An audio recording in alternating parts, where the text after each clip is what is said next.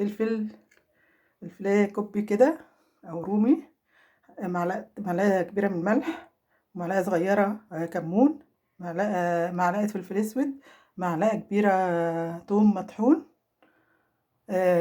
فنجان كده صغير كده خل.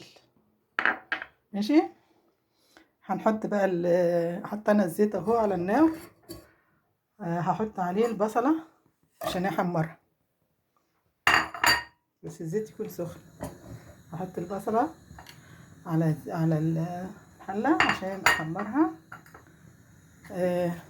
لما تتحمر بقى في بصله تانية صغيره كده مقطعها صغير علشان اعمل فيها الصلصه. طبعا الصلصه هي انت طماطمتين، وحطيت عليهم حبه بابريكا، معلقه صغيره بابريكا، ومعلقه صلصه،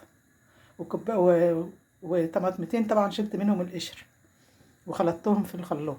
هحط بقى معاهم الفلفل، هحط عليهم الفلفل وهحط عليهم الثوم واخلطهم مع بعض كلهم. هحط الفلفل والثوم عليهم والبهارات كلها واخلطهم كلهم مع بعض وهاجيلكم.